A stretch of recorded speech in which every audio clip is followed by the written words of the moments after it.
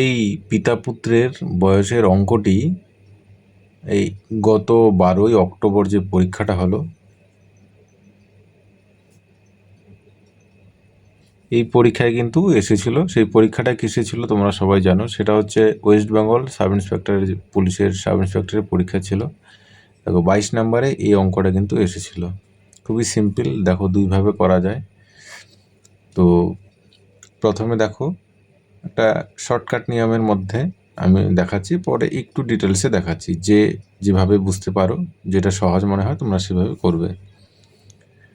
তো এবার দেখো এখানে কি বলা আছে, পিতা ও পুত্রের বয়সের গড় গড় হচ্ছে 22 বছর, ঠিক আছে, এবং তাদের বয়সের অনুপাত যথাক্রমে মানে কি, আগে পিতা আছে তাহলে পিতার হচ্ছে 19 আর পুত্রের হচ্ছে 3, যথাক্রমে মানে হচ্ছে এটা, ঠিক আছে।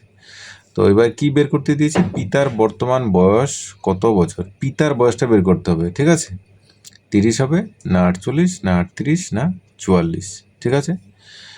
তো দেখো পিতা আর পুত্রের বয়সের গড় হচ্ছে 22 বছর, তার মানে এখানে দুজন লোক আছে, তাই তো।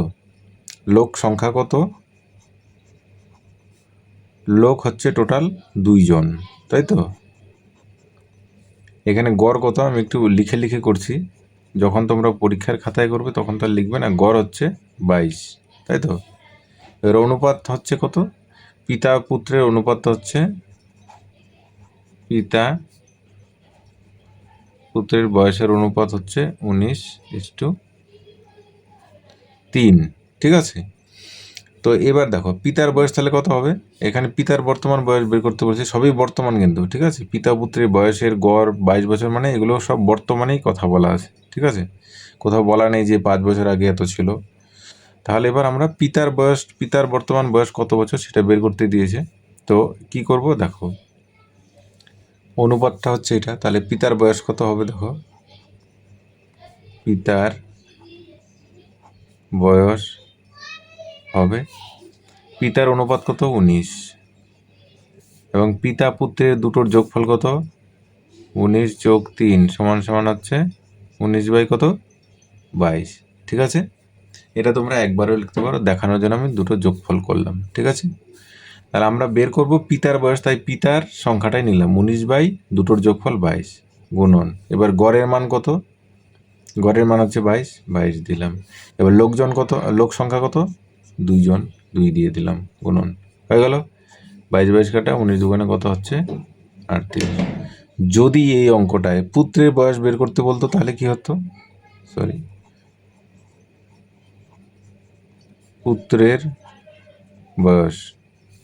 বয়স তাহলে পুত্রের এই সংখ্যাটা নিতাম 3 বাই কত হবে, দুটোর যোগফল, অনুপাতের যোগফল কত হচ্ছে 22, গড় কত 22, লোক সংখ্যা কত 2, 22 কাটা 3 দুগুণে কত হচ্ছে 6 বছর,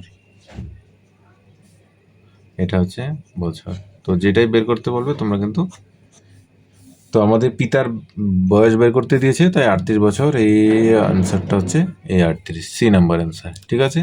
তো এই অঙ্কটা আমি আরেকভাবে করাচ্ছি, এটা তো শর্টকাট হয়ে গেল। এবার আমি আরেকভাবে করাচ্ছি, যারা একটু কম বোঝো তাদের জন্য বলছি, যেন তাদের ক্ষেত্রে সুবিধা হয়, সিম্পলভাবে বুঝতে পারো সেভাবে এবার বোঝানোর চেষ্টা করছি। এবার দেখো পিতা ও পুত্রের বয়সের গড় 22 বছর, তাহলে কি হবে, পিতা, এটা হচ্ছে নেক্সট প্রসেস, পিতা ও, আমি লিখে করাচ্ছি বোঝার সুবিধার জন্য, পিতা পুত্রের বয়সের গড় 22 বছর, তাহলে পিতা পুত্রের মোট বয়স কত, মোট বয়স হলো কত, দেখো দুজনের, পিতা এবং পুত্র দুজন লোক আছে, দুজন লোকের গড় বয়স হচ্ছে 22 বছর, মানে পিতার ভাগে 22, পুত্রের ভাগে 22, তাহলে টোটাল কত, টোটাল হচ্ছে অর্থাৎ মোট কত 22 গুণন 2 বা 22+22 সেটাও লিখতে পারো, তাহলে হচ্ছে 44 বছর। এটা হচ্ছে দুজনের বয়সের যোগফল, বাবার বয়স অর্থাৎ পিতার বয়স আর পুত্রের বয়সের যোগফল হচ্ছে 44 বছর, ঠিক আছে। তাহলে এবার পিতার অনুপাতটা দেওয়া আছে, বয়সের অনুপাত যথাক্রমে 19:3। তো এবার আমাদেরকে কি বের করতে দিয়েছে, যে পিতার বর্তমান বয়স কত, তো অনুপাতটা তো এখানে দেওয়াই আছে, তাহলে কি করতে হবে, তাহলে পিতার বয়স বের করব আমরা। পিতার বয়স হলো, এই অনুপাত কত হচ্ছে 19, আর দুটো যোগফল কত হচ্ছে 22, 19/22, আর হচ্ছে মোট বয়স হচ্ছে কত 44, 22 দিয়ে এটাকে কাটলে কত হচ্ছে 2, 19 আর 2 38 বছর। ঠিক আছে। আর যদি পুত্রের বয়স বের করতে দিত তাহলে কি হতো, পুত্রের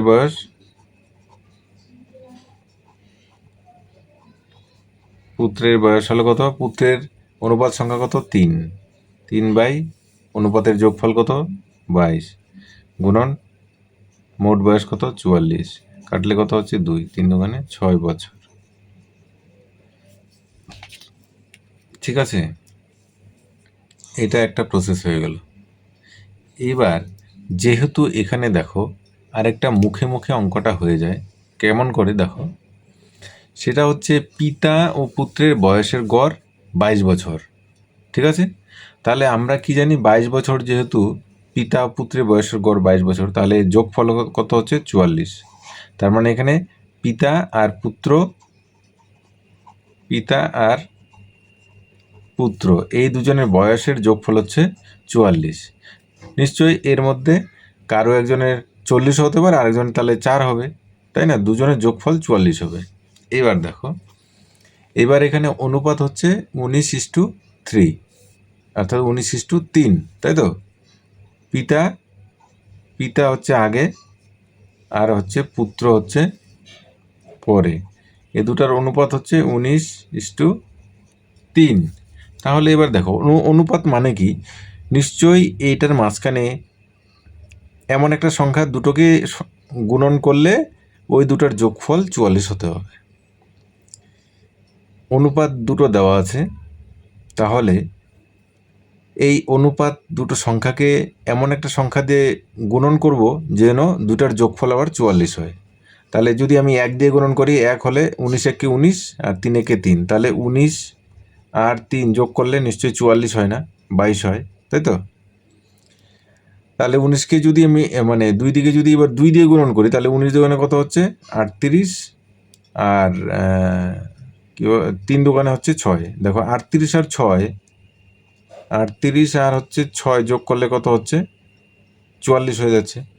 তো আমি তো সেটাই চাচ্ছি যে এমন একটা সংখ্যা দিয়ে দুটাকে গুণন করব যেন আবার ওই দুটার যোগফল এই মোট বয়সের সমান হয়। তাহলে হয়ে গেল।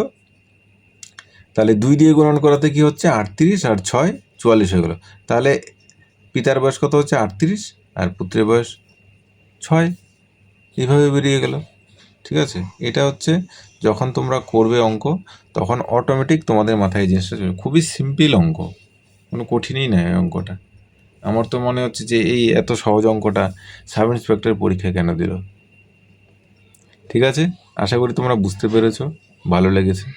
তো ভালো যদি লেগে থাকে অবশ্যই চ্যানেলটি সাবস্ক্রাইব করো যদি নতুন হয়ে থাকো, আর যদি ভালো লেগে থাকে বন্ধুদের কাছে শেয়ার করো, বন্ধুরা দেখার সুযোগ পাবে। আর যারা যারা পরীক্ষা দিয়েছো তারা বুঝতে পারবে যে এই অঙ্কটার তোমরা কোন অপশনটা টিক করে এসছো, সেই অপশনটা কি সঠিক হয়েছিল কিনা।